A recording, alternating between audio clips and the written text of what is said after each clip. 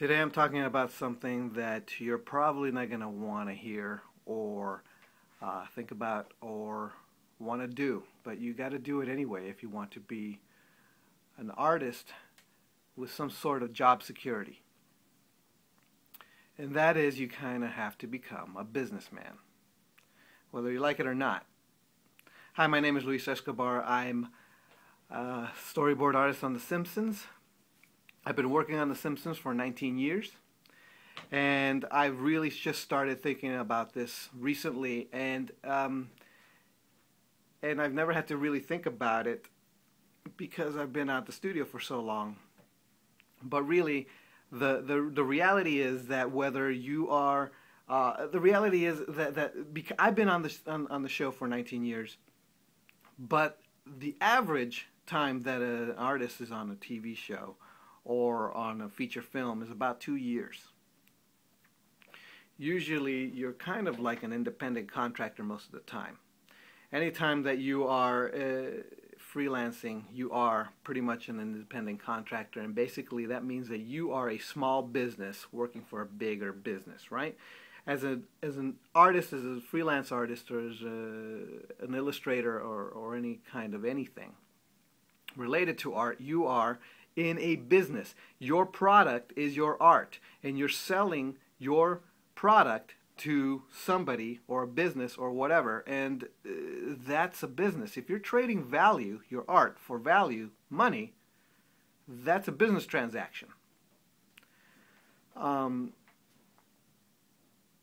You need to learn how to manage a small business in order to know what's working, how to leverage it, things like that. If you're really serious about making a living doing your art, you kind of have to learn this stuff for more than one reason. One major reason, even if you're working in a studio environment like I am, is if you know business, then you understand what the higher ups are working with and how they're working and what they're thinking.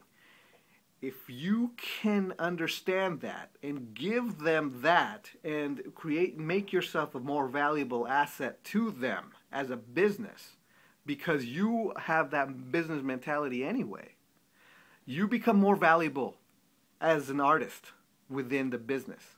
Okay, so that's one reason. Another reason is if you're not in a studio and you're doing freelance, you want job security, and a good way to get job security is to have a head for business. How are you going to sell your product in ways that will give you the money that you need to be able to survive and have job security? Okay, one big way is a lot of what I'm learning recently. There's this rule that I think is the rule of one, right? Ideally, a business, the worst number in business is one. That means one form of marketing, one product, one form of revenue, one client to one. You see what I'm saying? One. You don't want one, right? Usually, as artists, what we end up doing is focusing on the one thing. I just want to do comics. I just want to be an animator. I just want to do illustrations for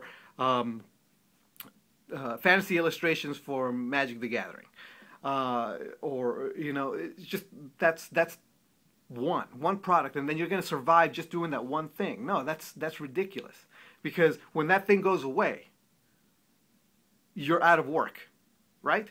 What do investors do in their portfolio? What's usually the common wisdom of a portfolio? What do they usually do? They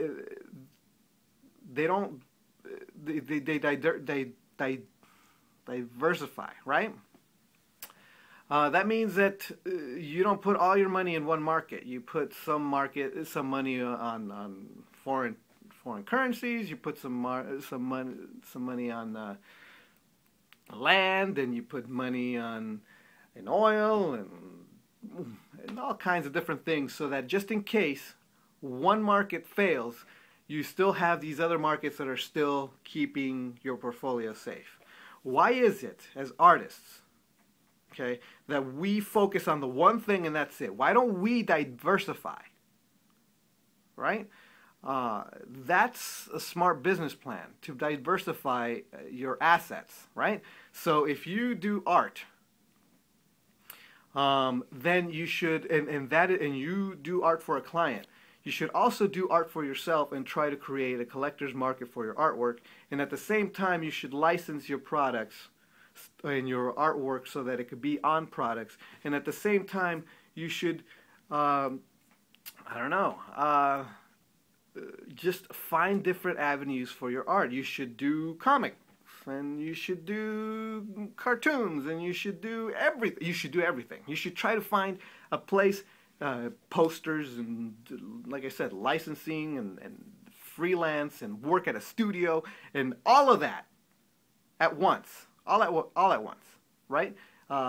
Different revenues, so that way, if you don't no longer work in the studio, hey, you're still doing freelance, and you're still doing freelance, hey, you could keep looking for something in the studio, and hey, people are buying your stuff over here and getting you, and you're becoming more of a collector. You're selling your commissions, and you start getting higher commissions. Okay, so you've got this going on right here while you're still doing stuff for clients over here, and then you're working in a studio over here, and then you're selling this comic over here, and you're starting an art school over here, and that's bringing in revenue, and suddenly you've got different places of revenue coming in. You've got more job security that way because you've got the skill. You've got the skill to create assets that can make you money, right? So if you're only focusing on the one thing, then you're not very secure financially. Don't do that.